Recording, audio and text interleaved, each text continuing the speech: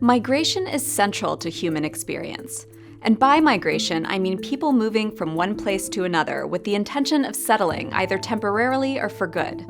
This is happening in our world right now, as we're witnessing the highest levels of human movement on record. And it's been happening since Homo sapiens first traveled out of Africa around 60 to 70,000 years ago. People move for many different reasons, whether it's voluntary or forced, or due to war, persecution, discrimination, environmental forces, economic forces, or lack of opportunity. Whether or not movement has defined your human experience, you carry around evidence of the migration of your ancestors in your DNA. And you are wherever you are in part because of migration. Our world today is so different than the one our ancestors navigated, but the complex phenomenon of migration is something that links us all and still affects us all. This is the first of 5 videos that focuses on an aspect of life today and looks back to see how people from the past have made objects and artworks that speak to it in some way and tell us something about their experience. This is art about migration. I don't know how I thought of this one first, but Jacob Lawrence's Migration series is a succession of 60 paintings made of tempera on board and measuring 12 by 18 inches each. The panels have captions that help tell the story of what in US history is called the Great Migration, or that time starting in the 19-teens and continuing for decades when more than 6 million African Americans left the mostly rural South and moved to the mostly urban North. In 1910, the country's largest Black population were in Georgia, Alabama, and Mississippi. And by 1970, the country's largest Black populations were in New York, Illinois, and California. This giant exodus is now described in sweeping terms and totalizing statistics, but Lawrence's series makes this history personal and real. It begins in a train station with a mass of people on the move to Chicago, New York, and St. Louis, 3 of the major cities that attracted African Americans who were seeking out work, security,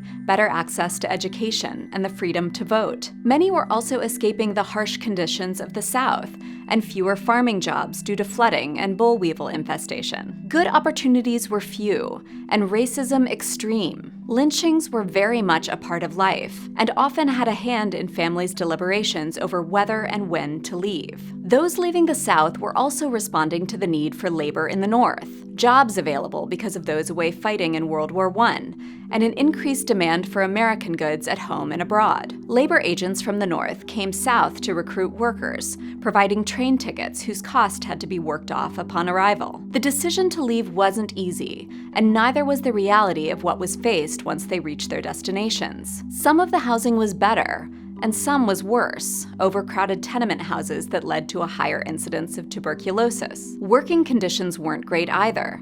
Many learned only upon arrival that they'd been brought in as strikebreakers and suffered retaliation. And there was still tremendous discrimination, open hostility from Northerners of many skin colors, as well as riots in protest to their arrival in some neighborhoods. Migrants built strong communities nevertheless, often centered around the church, and exercised their rights to vote and access education. The series was painted in 1940 and 41 by 23-year-old Jacob Lawrence, whose parents were originally from the South and were very much part of this migration. After moving around the Northeast, Lawrence and his family arrived in Harlem in 1930, where he found a community of mentors who fostered his development as an artist and ignited his interest in Black history. He got a job with the Federal Art Project, chronicled the history of Haitian revolutionary Toussaint Louverture, and illustrated the accomplishments of Harriet Tubman. In 1940, Lawrence received a $1,500 grant to create our series in question, allowing him to rent a studio,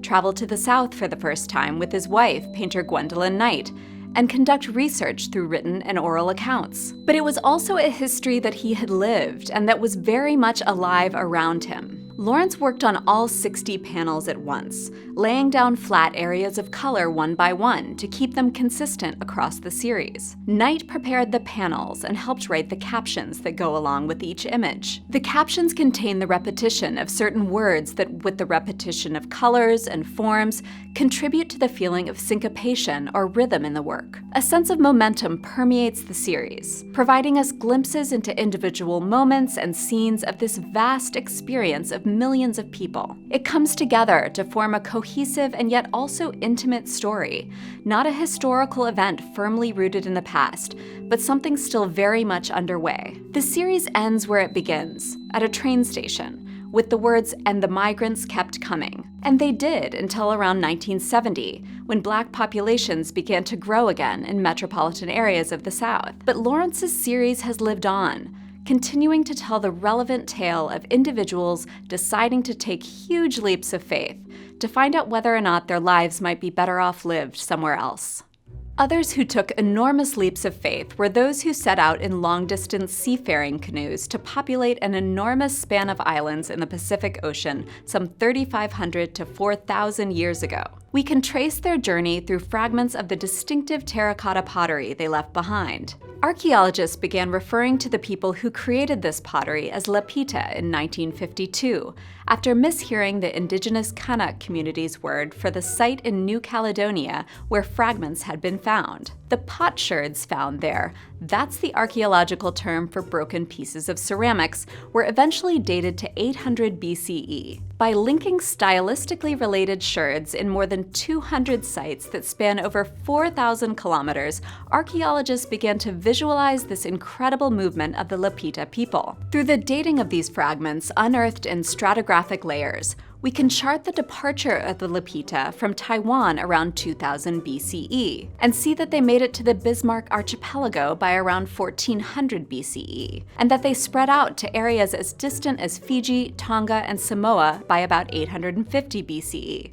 That's a long way to go. The Lapita were clearly master navigators and seafarers, but they also made and decorated their pottery in a particular way. They blended reddish-brown clay with sand and shaped the vessels by hand. The pieces were decorated with comb-like stamps that pierced the surface of the wet clay and formed motifs and patterns that ranged from simple to complex. A paste of white coral lime was applied to make the decoration more apparent, and the pots were placed in open fires to harden. They made mostly bowls and flat-bottomed vessels, which they used for serving and storing food. And we know from sherds found in the Misao Islands, where there is very little naturally occurring clay, that the Lapita either took their pots with them as they traveled or brought in materials from other places. But the amazing thing is that while there's plenty of variation in shape and size and complexity, what links these potsherds is a discernible and coherent system of patterning. Inspired by linguistic analysis, archaeologists have been able to categorize the design elements of Lapita pottery and parse a system or grammar that they all follow. As the Lapita moved across the Pacific Ocean, the design system changed incrementally, but still adhered to the rules of the system, whether it was a simple decoration or an intricate pattern with an occasional face or figure. The other really cool thing is that some of this design system can be seen in more recent bark cloth decorations, like this one from the Lau Islands in Fiji that dates to the late 19th or early 20th century. And you can also see it in pottery that is still made in this way by descendants of the Lapita people in Fiji and other areas of Polynesia. You can even detect similar patterning and tattooing in the area, both historically and today. In fact, the same toothy stamps that were used to decorate Lapita pottery may have been the same tools used to make tattoos. While there's a tremendous amount we do not know about the culture that created this pottery, through these fragments, we've been able to understand something of how this great sea of islands became populated. We can tell that the farther east the Lapita headed,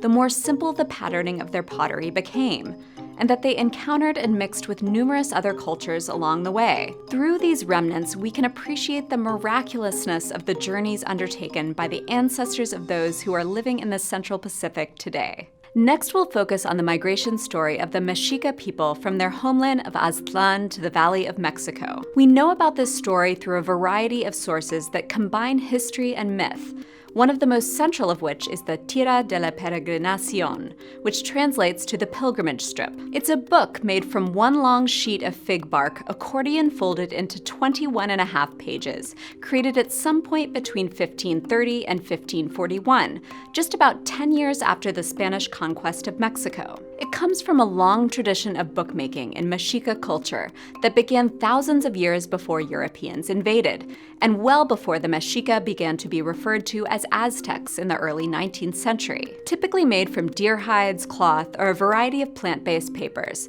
these books, or codices as they're also called, consist primarily of images and pictograms that form a kind of picture writing. This particular book is often called the Botterini Codex, after the Italian collector who owned it in the 18th century, and its images are rendered in black ink, not colored as was customary. The book is unfinished, likely intended to have been longer and brightly painted, and while it was created in the 16th century, the migration it illustrates is one that began in the 12th century, when a relatively small community of Mashika left Aslan, a place that may or may not have been real. It's described as being located on a lake, and is thought to be somewhere in present-day northern Mexico or the southwestern United States. The Mashika left at the urging of their patron deity, Huitzilopochtli, whom we can see carried on the back of a figure embarking on this journey to establish a new settlement. Through the book, we follow the footprints of the Mashika as they travel, looking for the sign of an eagle on a cactus, which their deity told them would be the signal to settle. The story unfolds sequentially,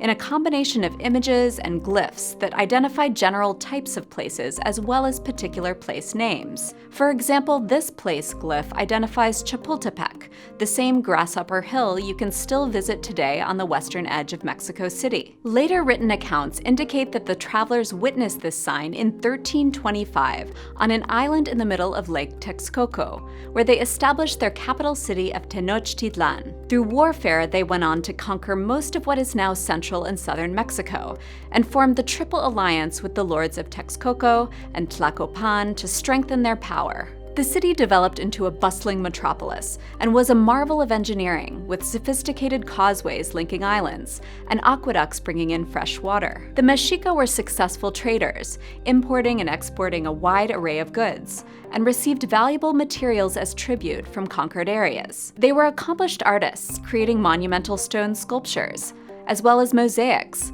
featherworks, and of course illustrated manuscripts. When Hernán Cortés and his Spanish army arrived in 1519, Tenochtitlan was one of the largest cities in the world, although it would fall to the Spanish in only a few years. This book charts a journey that is mytho-historical, combining aspects of mythology with historical components. The Mexica did settle in Tenochtitlan and created an enormously powerful empire, and this book is an important chronicle of that history, as told by the descendants of those who undertook the journey. The Spanish burned or otherwise destroyed a vast amount of Mexica cultural heritage, and we rely on codices like this one to keep this heritage alive, as well as, of course, the spectacular remains of Tenochtitlan, parts of which, like the Templo Mayor, have been excavated and are on view in the heart of present-day Mexico City. And it's worth noting that this origin story is clearly referenced in the Mexican flag, at whose center sits an eagle perched atop a cactus.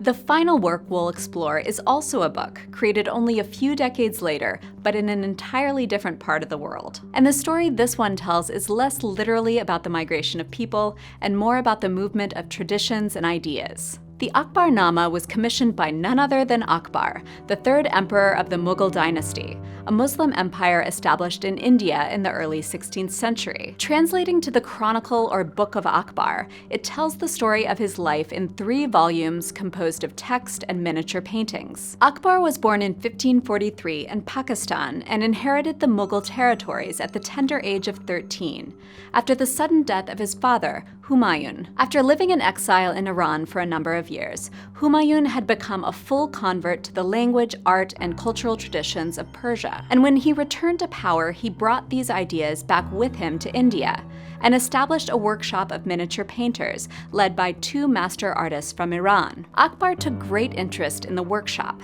and expanded it, commissioning numerous manuscripts including the Akbarnama, which was begun in 1569 and completed in the 1590s. The book was written by Akbar's court historian and illustrated by artists from Persia as well as many regions of India, both Muslim and Hindu. The work they created was a remarkable and highly distinctive blend of approaches and styles, blending indigenous Indian techniques with Persian as well as European traditions. They opted for the vertical format common to Persian miniature painting, and often posed figures in standard Persian gestures and poses. But the artists also felt free to veer from that style, incorporating larger-scale figures and the vibrant, saturated colors typical of the Indian tradition. The artist also worked in a greater illusion of depth, influenced by artworks and texts from Europe brought by Jesuit missionaries to Akbar's court. The narrative of Akbar's life is filled with great action and intrigue, but it is this glorious movement of styles and techniques that is our migration of focus. The diverse range of artists who collaborated on this work cherished old approaches, but also embraced the new, integrating multiple traditions into the fresh and cosmopolitan style that characterizes Mughal art. They were able to do this under the patronage of a ruler who encouraged religious and cultural tolerance, promoted through policies as well as art. Not just painting, but also literature, music, and architecture. Akbar scheduled regular viewings of the work as it was being created, and gave its makers an exceptional degree of freedom to experiment. And by the time of his death, the imperial library he had built contained more than 24,000 volumes. These are only 4 of a great many artworks and objects that tell stories about the movement of people and ideas. There are numerous works being made now and that have been made in the recent past that share aspects of migration experiences, like Doris Salcedo's tremendous crack in the floor of the Tate Modern, titled Shibboleth. It was made to represent the immigrant experience in Europe and the lines that separate those who belong from those who do not. And Ai Weiwei's 2017 film Human Flow, which takes you through 23 countries in the course of a year, and gives direct views into the scale as well as the individual faces of the contemporary global refugee crisis. What are the works that stand out to you as remarkable chronicles of migration, either from today or from the past? Let's talk about them in the comments, and also discuss how and whether these objects from art history might shed light on the issues that surround us today. This episode was made in partnership with Smart History, an outstanding resource for anyone curious about art and cultural objects from around the world. Their videos and website bring together the expertise of more than 300 art historians, archaeologists, and curators, and cover a huge range of topics and cultures from prehistory to today. Subscribe to their YouTube channel and visit smarthistory.org to learn more about the artworks and histories discussed in this video and many, many more. Thanks to our patrons for supporting the art assignment, especially our Grandmaster of the Arts, Vincent Appa.